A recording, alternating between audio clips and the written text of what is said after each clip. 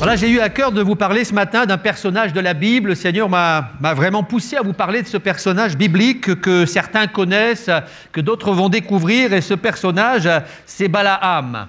Et on va ensemble découvrir quelques extraits de la vie de cet homme qui s'appelait Balaam. Balaam a vécu il y a fort longtemps. On découvre son histoire dans le livre des Nombres. Balaam a vécu à une époque où Israël était en guerre contre les Moabites, les Madianites. Et il y avait un roi qui s'appelait Balak. Et Balak, nous dit la Bible, a eu à cœur de détruire Israël. Et pour ce faire, Balak va convoquer Balaam. Balaam était un prophète et il va demander à Balaam de venir pour maudire le peuple de Dieu. Et donc, il va mettre en place tout un tas d'arguments pour influencer Balaam et pour le forcer à venir maudire le peuple d'Israël. Parce que Balak, roi de Moab, savait que si Balaam arrivait à maudire le peuple d'Israël serait anéanti. Alors, il va essayer de séduire le prophète Balaam. Et il va lui promettre de l'or, de l'argent, des honneurs, de la richesse. Et il est écrit dans le livre des Nombres, chapitre 22. Je vous invite à suivre cette lecture avec moi sur vos Bibles. Et pour ceux qui n'ont pas la Bible, le texte va s'afficher à l'écran. Dans les Nombres, chapitre 22, on va lire à partir du verset 12. Dieu parle à Balaam, le prophète, et Dieu lui dit, donc Nombres, chapitre 22, verset 12, Dieu dit à Balaam, « Tu n'iras point avec eux, tu ne maudiras point ce peuple, car il est béni. » Balaam se leva le matin et il dit au chef de Balak, « Allez dans votre pays, car l'Éternel refuse de me laisser aller avec vous. » Et les princes de Moab se levèrent, retournèrent auprès de Balak et dirent, « Balaam a refusé de venir avec nous. » Balak envoya de nouveau des chefs en plus grand nombre et plus considérés que les précédents. Ils arrivèrent auprès de Balaam et lui dirent, « Ainsi parle Balak, fils de Tsippor, que l'on ne t'empêche pas de venir vers moi, car je te rendrai beaucoup d'honneur. Je ferai tout ce que tu me diras. Viens, je te prie, maudis-moi ce peuple. » Balaam répondit et dit aux serviteurs de Balak, « Quand Balak me donnerait sa maison pleine d'argent et d'or, » il y avait là un message subliminal, « je ne pourrais faire aucune chose, ni petite ni grande, contre l'ordre de l'Éternel mon Dieu. Maintenant, je vous prie, restez ici cette nuit et je saurai ce que l'Éternel me dira encore. » Dieu vint à Balaam pendant la nuit et lui dit, « Puisque ces hommes sont venus pour t'appeler, lève-toi, va avec eux, mais tu feras ce que je te dirai. » Balaam se leva le matin, sella son ânesse et partit avec les chefs de Moab. La colère de Dieu s'enflamma parce qu'il était parti. Et l'ange de l'Éternel se plaça sur le chemin pour lui résister. Balaam était monté sur son ânesse et ses deux serviteurs étaient avec lui. L'ânesse vit l'ange de l'Éternel qui se tenait sur le chemin, son épée nue dans la main. Et elle se détourna du chemin et alla dans les champs. Balaam frappa l'ânesse pour la ramener dans le chemin. L'ange de l'Éternel se plaça dans un sentier entre les vignes. Il y avait un mur de chaque côté. L'ânesse vit l'ange de l'Éternel. Elle se serra contre le mur et pressa le pied de Balaam contre le mur. Balaam la frappa de nouveau. L'ange de l'Éternel passa plus loin et se plaça dans un lieu où il n'y avait point d'espace pour se détourner à droite ou à gauche. L'ânesse vit l'ange de l'Éternel et elle s'abattit sous Balaam. La colère de Balaam s'enflamma et il frappa l'ânesse avec un bâton. L'Éternel ouvrit la bouche de l'ânesse et elle dit à Balaam, « Que t'ai-je fait pour que tu m'aies frappé déjà 3 fois ?» Balaam répondit à l'ânesse, « C'est parce que tu t'es moqué de moi. Si j'avais une épée dans la main, je te tuerais à l'instant. » L'ânesse dit à Balaam, « Ne suis-je pas ton ânesse que tu as de tout temps monté jusqu'à ce jour? Ai-je l'habitude de te faire ainsi ?» Et il répondit, « Non. » Alors l'Éternel ouvrit les yeux de Balaam, et Balaam vit l'ange de l'Éternel qui se tenait sur le chemin, son épée nue dans la main. Alors il s'inclina et se prosterna sur son visage. L'ange de l'Éternel lui dit, « Pourquoi as-tu frappé ton ânesse déjà 3 fois? Voici, je suis sorti pour te résister, car je te vois suivre un chemin qui mène à la perdition. L'ânesse m'a vu, et elle s'est détournée de moi, déjà 3 fois. Si elle ne s'était pas détournée de moi, je t'aurais même tué, et je lui aurais laissé la vie. » Amen. On va laisser ici notre lecture. On reviendra, Dieu voulant, dans quelques instants à la suite de l'histoire. Mais j'aimerais m'arrêter sur ces premiers ces premiers versets qui sont des versets tellement forts et chargés d'un message tellement important. Lorsque je médite la vie de Balaam, il y a deux pensées maîtresses dans la vie de Balaam. Et la première pensée maîtresse, c'est que Balaam, c'est un homme qui était profondément obstiné. Et j'aimerais vous parler ce matin de l'obstination. La deuxième pensée qui ressort de la vie de Balaam, c'est la bénédiction de Dieu et ses conséquences. Et si nous avons le temps, nous parlerons de la bénédiction de Dieu dans quelques instants. Mais la première pensée, c'est la pensée de l'obstination. Balaam, c'est un homme qui était obstiné. Et quand je lis ce passage, eh bien, son obstination transpire de chacun des versets que nous avons lus. Ce que je remarque, c'est que, en réalité, eh bien, Dieu va tout faire pour sauver Balaam malgré son obstination. Dieu va tout faire pour le sauver. Est-ce que vous avez remarqué que Dieu va dire à Balaam, tu n'iras pas. Tu n'iras pas maudire ce peuple parce que c'est mon peuple et il est béni. Tu n'iras point avec eux, tu ne maudiras pas ce peuple car il est béni. Il y avait une bénédiction sur le peuple d'Israël. Et Dieu ne voulait pas que Balaam aille maudire le peuple d'Israël. Alors Balaam va aller voir les chefs et leur expliquer, écoutez, mon Dieu ne veut pas que j'y aille, je ne peux pas y aller. Et puis la discussion va continuer entre les chefs de Balak et Balaam, et ils vont faire fléchir Balaam en lui faisant miroiter monts et merveilles, les richesses, les honneurs, la gloire. Et sur ces entrefaits, Balaam va retourner auprès du Seigneur pour insister auprès de Dieu et lui dire, mais est-ce que je ne pourrais pas y aller quand même? Et on est surpris de voir que le Seigneur va en quelque sorte se laisser fléchir. Dieu vint à Balaam pendant la nuit, dit le texte, et lui dit, puisque ces hommes sont venus pour t'appeler, eh bien lève-toi, va avec eux. Et en réalité, ce n'était pas la volonté de Dieu. Dieu avait parlé une fois et Dieu lui avait montré clairement qu'il n'était pas d'accord avec ses plans. Dieu lui avait montré clairement qu'il n'était pas avec lui dans sa démarche. Mais puisque Balaam va insister, eh bien, je vais paraphraser le texte, mais Dieu va lui dire en quelque sorte, eh bien, fais ce que tu veux. Fais ce que tu veux. Tu connais ma volonté, tu insistes, eh bien, fais ce que tu veux. Et Balaam va saisir la balle au bond, et il va retourner auprès des chefs, et il va dire, écoutez, c'est OK, je vais vous suivre. Je vais vous suivre. Alors Balaam va se lever de bon matin, sceller son ânesse, et il va partir avec les chefs de Moab.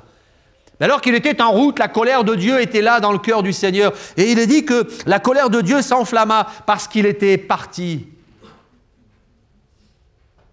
Et Dieu va s'interposer. Il va placer un ange sur le chemin pour lui résister. Vous savez, parfois, Dieu nous dit les choses clairement dans sa parole. Et puis nous sommes là, nous insistons, nous persistons, nous résistons à Dieu et on veut en faire qu'à sa tête. Et là, Dieu nous laisse libres. Le Seigneur nous laisse aller. Ce n'est pas qu'il cautionne, mais c'est qu'il nous laisse libres. Ce n'est pas qu'il valide, mais c'est qu'il nous laisse libres. Ce n'est pas qu'il est d'accord, mais c'est qu'il nous laisse libres. Et Dieu va laisser Balaam libre. Et Balaam va partir. Et je m'aperçois dans ce texte, c'est que Dieu va tout faire pour sauver Balaam. Comment? Bien par des moyens très étrange, il va se servir de l'ânesse de Balaam. Une histoire formidable, ça. Une histoire formidable. L'ânesse de Balaam va voir l'ange de l'Éternel qui était là sur le chemin. Alors elle va comprendre ce qui se passait. Et elle va s'arrêter. Et Balaam va la frapper. Une première fois, une deuxième fois, une troisième fois. Moi, je m'aperçois que l'ânesse de Balaam était plus clairvoyante que le prophète lui-même. Elle était moins stupide que lui. Elle était plus intelligente que lui. Et Dieu va se servir de cette ânesse. Et non seulement l'ânesse va s'arrêter face à l'ange de l'Éternel, et puis soudain l'ânesse va se mettre à parler. Je ne vous demande pas si vous avez déjà entendu un âne parler.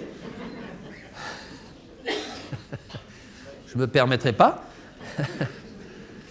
On en entend beaucoup parler ces temps-ci. En l'occurrence, dans ce texte, l'ânesse va se mettre à parler.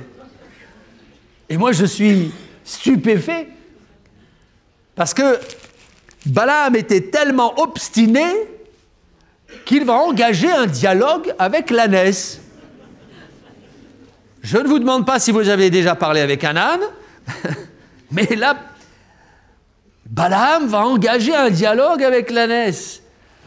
Et l'ânesse de lui répondre, Balaam de répondre, etc. Mais il était tellement obstiné qu'il ne va même pas s'apercevoir qu'il y avait quelque chose de bizarre. C'est bizarre quand même, de parler avec une ânesse et d'entendre la voix de cette ânesse qui nous répond, mais Balaam aurait dû ouvrir les yeux et comprendre que quelque chose se passait. Mais il était tellement obstiné. La première chose que je voudrais dire, c'est que Dieu va tout faire pour sauver Balaam, et il va mettre cette ânesse là sur le chemin pour l'arrêter. Et la deuxième chose que j'aimerais dire, c'est que, vous savez, l'obstination, elle nous rend aveugles. Elle nous rend aveugles. Et l'obstination, elle nous rend sourds. On n'entend plus la voix de Dieu. On n'est plus capable de voir les signes qui viennent en haut. Quand on est obstiné, Dieu nous parle. Dieu met parfois des barrières sur notre chemin. Dieu met parfois des obstacles. Il ferme les portes. Mais on est tellement obstiné qu'on ne voit plus rien. On n'entend plus la voix de Dieu. Et ça, c'était la situation de cet homme. L'ânesse voyait des choses que lui ne voyait plus. Parce qu'il était obstiné. Il est écrit au verset 23, ce passage, « L'ânesse vit l'ange de l'Éternel qui se tenait sur le chemin, son épée nue dans la main. » Balaam ne voyait plus rien parce qu'il était obstiné. Pourtant, plus tard, lorsqu'il se présente à Balak, je relisais encore ce texte ce matin, j'étais surpris de voir la manière dont Balaam se présente à Balak, le fameux roi. Au chapitre 24, verset 3, il est écrit « Balaam prononça son oracle et il dit « Parole de Balaam, le fils de Béor, parole de l'homme qui a l'œil ouvert, parole de celui qui entend les paroles de Dieu. » C'est formidable ça. Voilà, je suis celui qui a l'œil ouvert. Voilà, je suis celui qui entend la voix de Dieu. Mais il se trompait. Il ne voyait rien, il n'entendait rien. Dieu lui parlait, mais il n'entendait rien. Il ne captait pas le message qui venait d'en haut. L'ange de l'Éternel était en face de lui, mais il ne le voyait pas. Parce qu'il était obstiné, parce qu'il était borné. Et je crois que Balaam n'a pas su saisir sa chance. Dieu va s'interposer pour l'arrêter, mais Balaam ne va pas saisir sa chance. Quand on tourne les pages de la Bible, on s'aperçoit que plus tard, eh bien, il va donc aller auprès de Balak. Il va prononcer les paroles que Dieu lui avait dictées. Il n'a pas pu maudire le peuple de Dieu parce que Dieu va lui interdire de le faire. Donc il va le bénir. Mais on s'aperçoit que plus tard, il va montrer à Balak un stratagème pour que le peuple de Dieu soit malgré tout détruit. Et il va inciter Balak à séduire les enfants d'Israël avec les jeunes filles de son peuple. Et la Bible dit qu'ils vont se livrer à l'impudicité. Et Dieu va châtier le peuple d'Israël à cause de cela. Et cette stratégie avait été inspirée par Balaam. C'est ce qu'on trouve dans l'Apocalypse. Et dans Josué chapitre 13, verset 22, il est écrit que parmi ceux que tuèrent les enfants d'Israël, il y avait aussi Balaam, le fils de Béor. Balaam va être exécuté, livré à la mort, plus tard, par les enfants d'Israël, parce qu'il avait choisi le mauvais camp. Et il ne va pas saisir la chance, l'opportunité que Dieu lui avait proposée. Il va s'obstiner jusqu'à tout perdre. Alors j'aimerais parler ce matin à tous ceux qui sont des Balaam.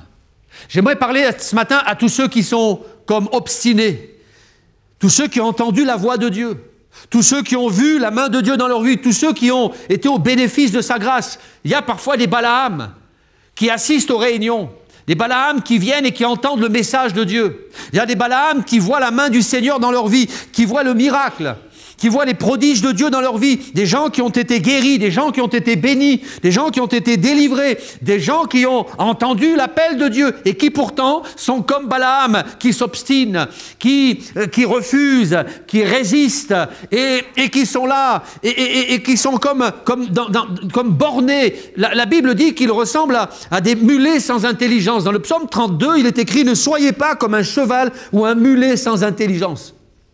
obstiné, borné. J'aimerais t'inviter aujourd'hui à changer de voie. J'aimerais t'inviter aujourd'hui à capituler devant le message de Dieu, à réformer ta vie. Ne sois pas un Balaam, ne sois pas comme un cheval ou un mulet sans intelligence. Le texte qui nous présente la vie de Balaam nous parle de l'obstination. Et Balaam, à cause de son obstination, va passer à côté de la bénédiction de Dieu. Il va passer à côté de la bénédiction de Dieu. Il y avait une bénédiction sur le peuple de Dieu. Balaam ne va pas en profiter. Et si tu t'obstines dans le chemin dans lequel tu es, si tu continues de persister à cause de ta fierté, ton orgueil, si tu endurcis ton cœur, tu vas passer à côté de la bénédiction de Dieu. Il y avait une bénédiction sur le peuple de Dieu. Et c'est ce qui ressort de la vie de Balaam, des premiers passages que nous avons lus, premiers versets que nous avons lus. Et puis, dans le chapitre qui suit, le chapitre 23, eh bien, il est question de cette bénédiction qui reposait sur le peuple de Dieu. Est-ce que vous savez qu'il y a une bénédiction sur l'Église? Il y a une bénédiction sur le peuple de Dieu. Il y avait une bénédiction sur le peuple de Dieu à cette époque. Le livre des Nombres, au chapitre 23, au verset 8, nous dit que Balaam prononce son oracle et au verset 7, il est écrit « Balaam prononça son oracle et dit « Balak m'a fait descendre d'Aram. Le roi de Moab m'a fait descendre des montagnes de l'Orient. Viens, maudis-moi Jacob, viens, sois irrité contre Israël. Mais comment maudirais-je celui que Dieu n'a point maudit? Comment serais-je irrité contre l'Éternel quand l'Éternel n'est point irrité ?» Et Balaam va bénir le peuple d'Israël. Et au verset 11, il est écrit « Balak dit à Balaam, que m'as-tu fait? Je t'ai pris pour maudire mon ennemi, et voici que tu le bénis. » Et puis on passe au verset 20. « Voici, j'ai reçu l'ordre de bénir. Il a béni.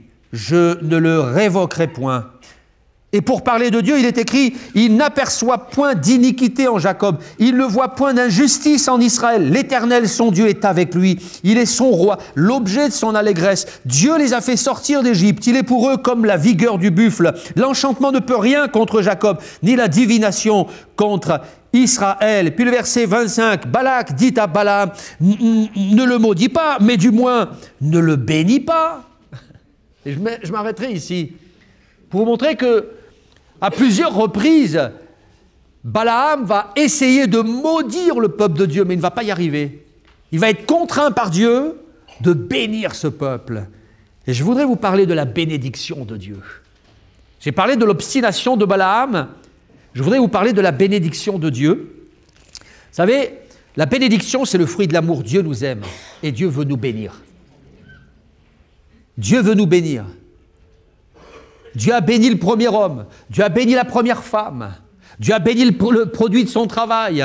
Ensuite, il a appelé Abraham et il a dit « Toutes les nations de la terre seront bénies en toi. » Dieu, c'est un Dieu de bénédiction. Dieu veut nous bénir. Dieu veut te bénir parce que Dieu, c'est un Dieu d'amour.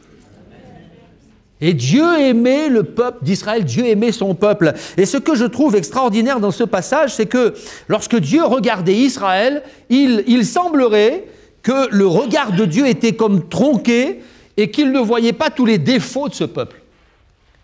Il est écrit au verset 21, « Il n'aperçoit point d'iniquité en Jacob, il ne voit point d'injustice en Israël. » Quand Dieu regardait son peuple, il ne voyait pas les péchés de ce peuple. Moi, quand je lis l'histoire d'Israël, je vois tous les défauts de ce peuple. Ils sont criants, ils transpirent du texte.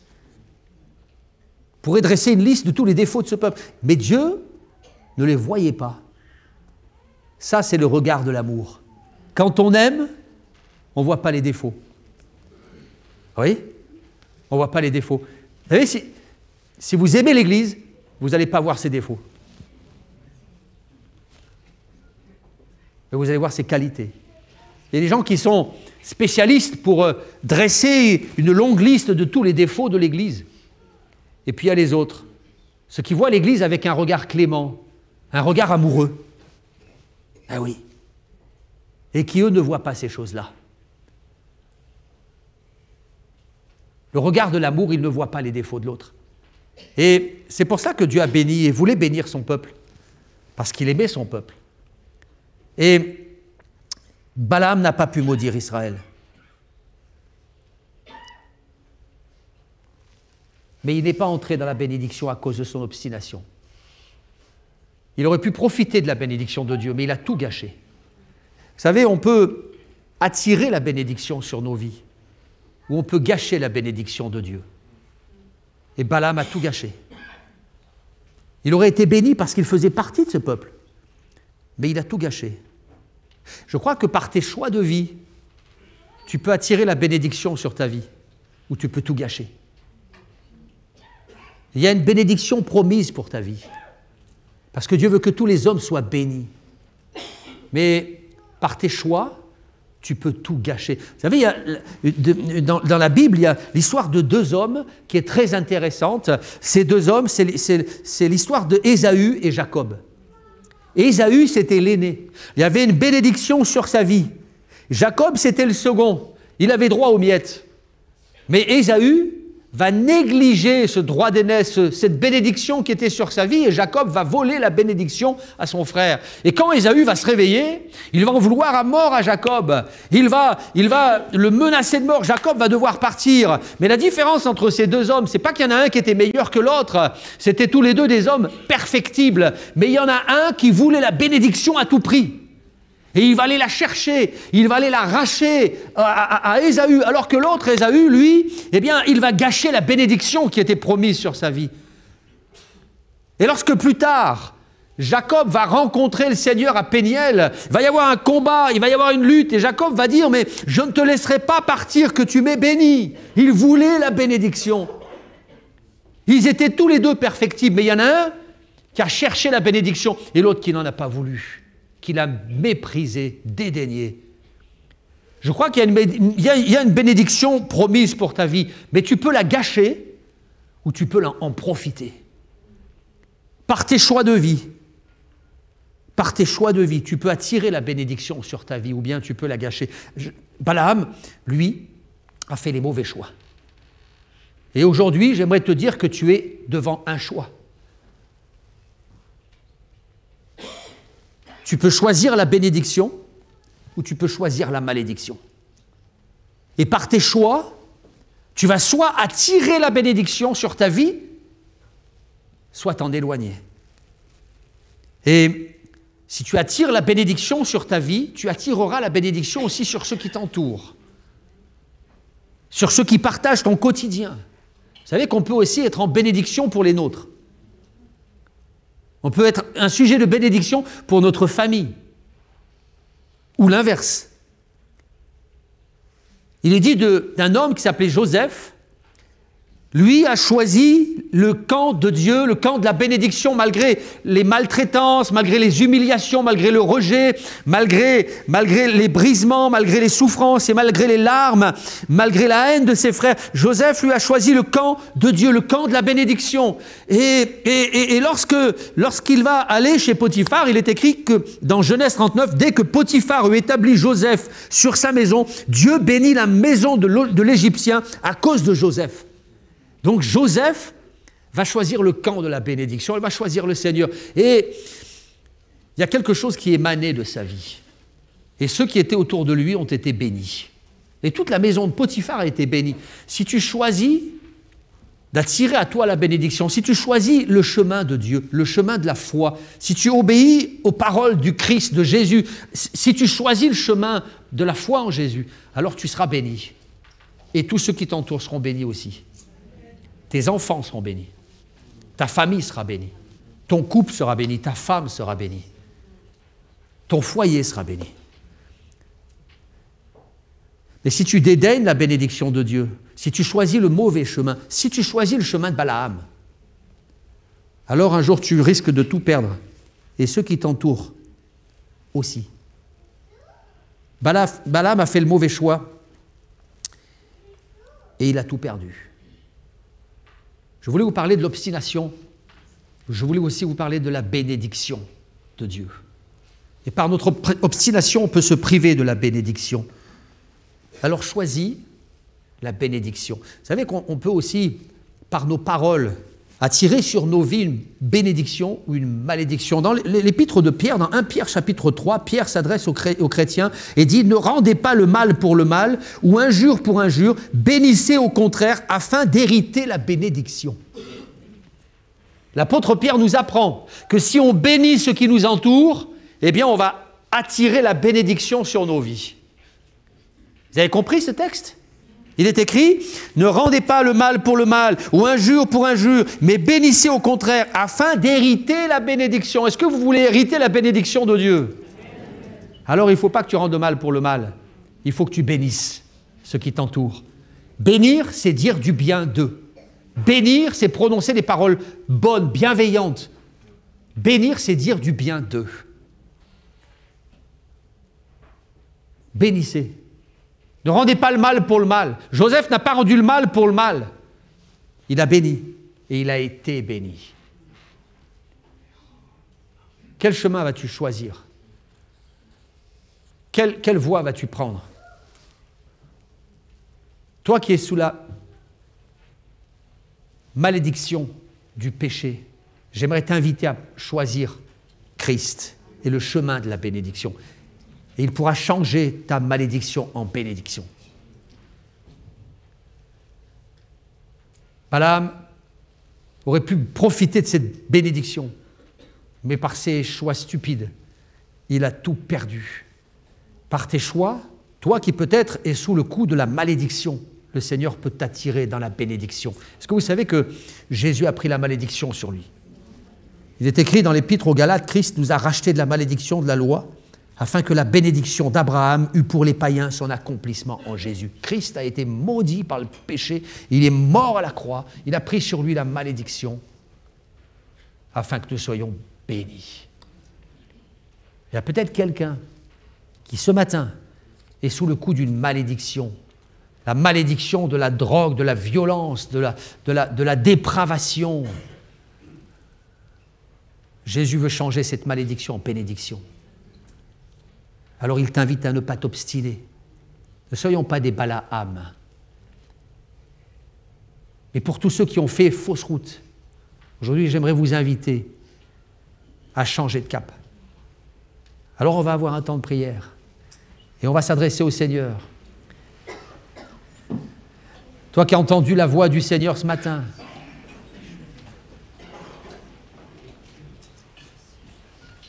toi qui prends conscience que le Seigneur t'appelle, j'aimerais t'inviter à changer de cap et à dire, Seigneur, désormais je ne veux plus m'obstiner, je ne veux plus résister, mais je capitule devant toi. J'accepte d'entendre ta voix. J'ai vu ta gloire à l'œuvre dans ma vie. J'ai vu ta bénédiction dans ma vie. Alors je ne veux plus m'en priver. J'aimerais faire un appel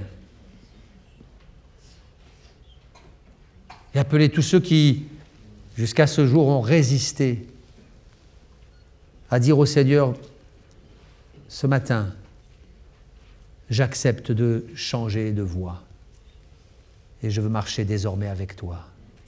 Ne t'obstine pas. Réalise qu'il est encore temps pour toi de faire la paix avec Dieu. Et tu seras béni. Seigneur, je te remercie parce que ce matin, tu changes encore la malédiction en bénédiction. Je te remercie parce que ce matin, tu t'adresses à tous les Balaam qui sont dans la salle. Tu parles à leur cœur et tu voudrais les faire changer de voie, changer de vie, changer de cap. Seigneur, permets qu'ils puissent ouvrir les yeux, qu'ils puissent entendre l'appel de Dieu pour hériter la bénédiction. Seigneur, viens poser ta main sur eux.